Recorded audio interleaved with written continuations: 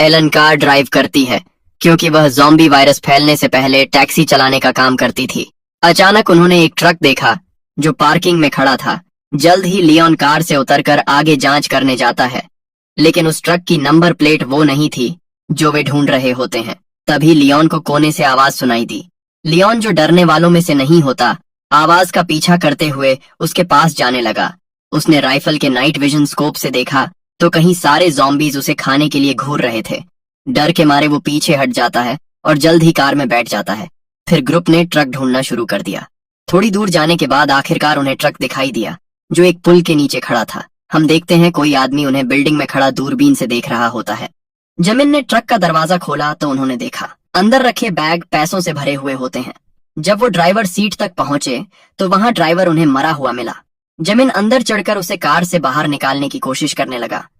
तभी उस मुर्दे ने अचानक अपनी आंखें खोली। वो जेमिन को खाने की कोशिश करता है और जेमिन की गलती से ट्रक का हॉर्न बज गया। इतने में ही लियोन ने उस ज़ॉम्बी को गोली चलाकर मार डाला। उसी वक्त बहुत सारे ज़ॉम्बीज हॉर्न की आवाज सुन वहां भाग आते हैं। ये ज़ॉम्बीज रात में देख नहीं सकते, लेकिन उनकी सुनने की क्षमता बहुत तेज होती है।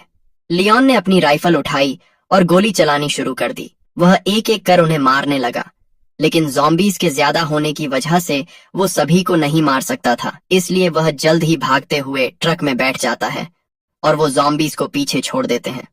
दोनों गाड़ियां सड़क पर चल रही थीं। एलन अमीर बनने का सपना देखने लगी। गाड़ी के आगे निकल जाने के बाद एक आदमी ने उन पर फ्लेयर गन चलाई जो अंधेरे में बहुत तेज चमक रही थी। उजाले को देख ज़ॉम्बीज कार पर हमला करने के लिए आगे बढ़ते हैं। खतरा देखते ही लियोन और उसकी टीम जल्द ही वहां से भाग निकली। तभी ज़ॉम्बीज की भीड़ उनके सामने आ जाती है। एलन ने लगातार ज़ॉम्बीज को टक्कर मार दी और वह कार पर अपना कंट्रोल खो बैठी। पीछे चल रहा ट्रक भी उनसे टकरा जाता है और लियोन ट्रक से निकल दूर जा गिरता है। इस हादसे में एलन अपनी जान खो बैठी। बाकी बचे 3 टीम मेंबर्स भी जख्मी थे। ज़ॉम्बीज शोर सुन उनकी तरफ आने लगे। उनसे बचने के लिए जेमिन जल्दी से ट्रक के अंदर छुप गया और लियोन अपनी जान बचाकर भागने लगता है। रास्ते में उसकी मुलाकात एक लड़की से हुई जिसका नाम निया था। लियोन जल्द ही कार में बैठ गया। वो लड़की आसानी से ज़ॉम्बीज को रौंद कर कार घुमा लेती है। उसके साथ ही पैसेंजर सीट पर एक छोटी बच्ची भी थी। ज़ॉम्बी रास्ते में रुकावट बनकर आए तो उस लड़की ने ड्रिफ्ट करते हुए उन्हें कुचल डाला। लियोन इतनी खतरनाक ड्राइविंग सहन नहीं कर पाता और बेहोश हो जाता है। कार एक ओवरपास के नीचे से गुजर रही थी। तभी बड़ी संख्या में ज़ॉम्बीज ने उनका रास्ता रोक ली।